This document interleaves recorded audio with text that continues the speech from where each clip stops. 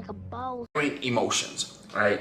When you have chemistry, you inflict pain on them, but then they feel they have this caring emotion, like they care for you, they want to help you. It actually is a prerequisite to falling in love.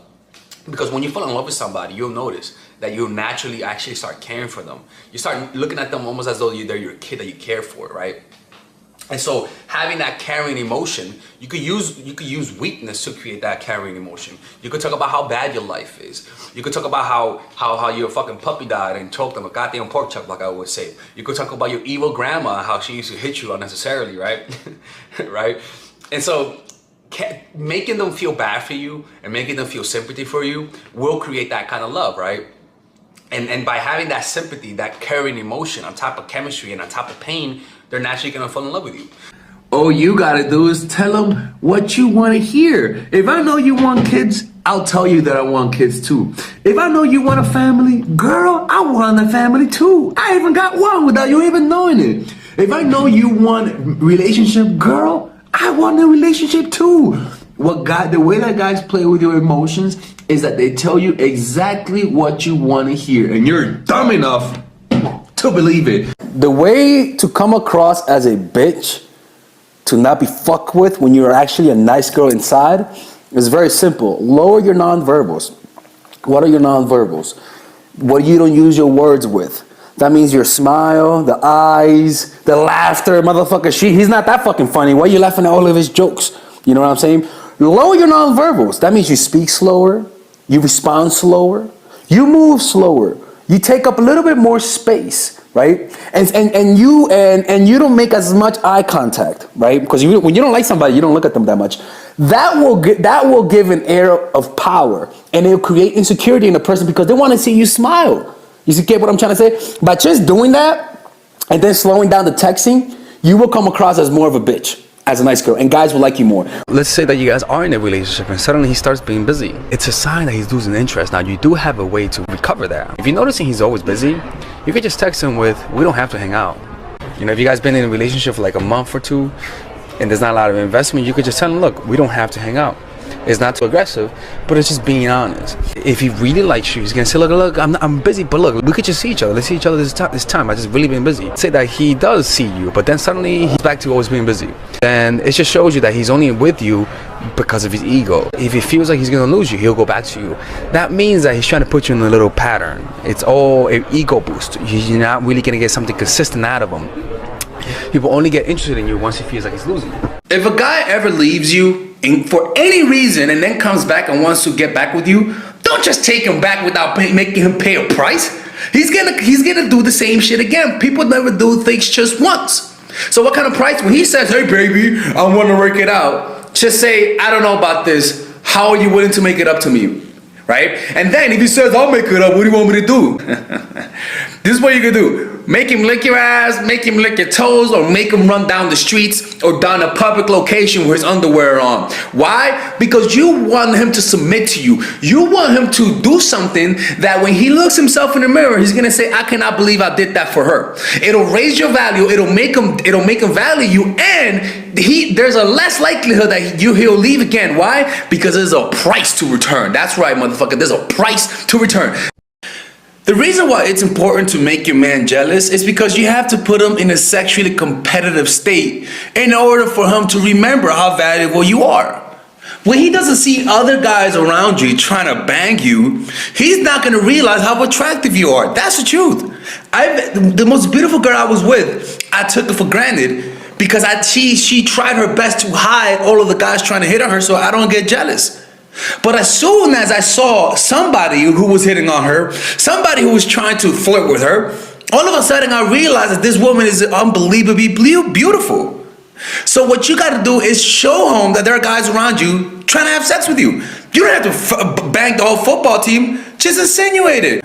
And you'll notice how he all of a sudden will start trying to impress you a lot more often. If somebody's playing hard to get with you, if somebody's always giving you a maybe, if somebody's saying, let me know when you're available and I'll let you know if I'm free, just always say this. put them back on their court and say, you let me know when you're available and we'll make it happen. And you stop initiating contact. You stop responding. You respond to their questions, but you stop giving them your attention. You stop asking questions. If they say, hey, how are you doing?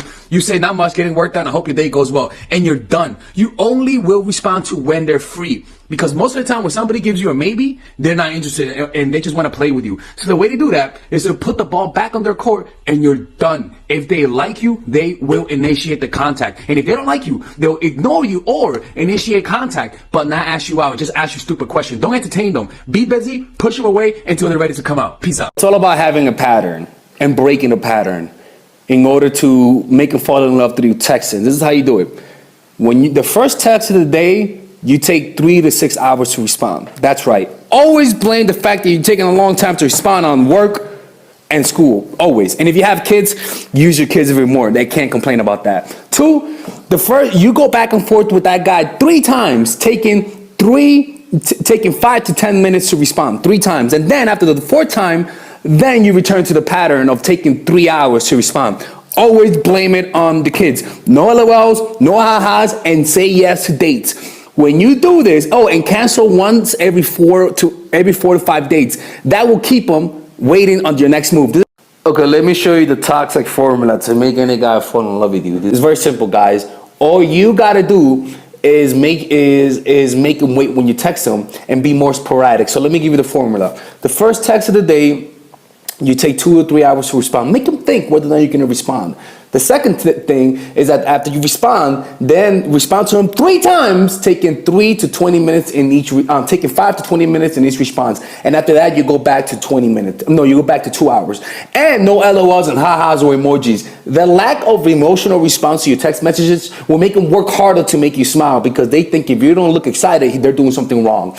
That will make them fall in love or maybe make him like you. Less is more and more is less. It's better that he complains that you barely text him rather than that you always text him.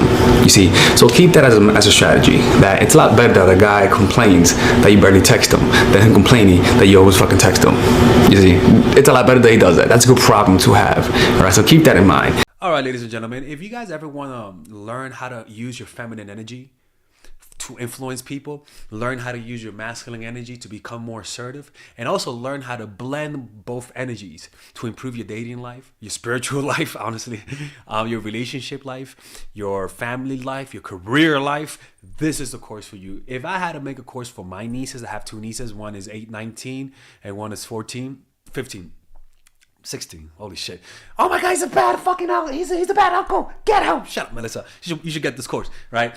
And this is the course that I will make for them. So, for example, watch the curriculum, right? In the first week, we're going to be showing you how to establish a strong masculine foundation without letting it hurt your feminine energy. This masculine foundation is a source of who you are, right? It's your bodyguard. Without this, whatever feminine energy you create will be destroyed by the outside because your masculine is your shield. So we'll talk about goal setting. We'll talk about how to develop a serious attitude. We're going to be talking about how to use more logic, how to use more goal-oriented behavior. It's more how to be a man. Now the next one is how to embrace the feminine energy, right? This one will teach you about how to minimize excessive masculine traits, developing self-awareness, healing abundant feminine energy, regulating your emotion, mastering voice qualities and facial expressions, surrendering control and allowing pain to be felt. This is honestly, this will supercharge, like Kaioken, your masculine energy.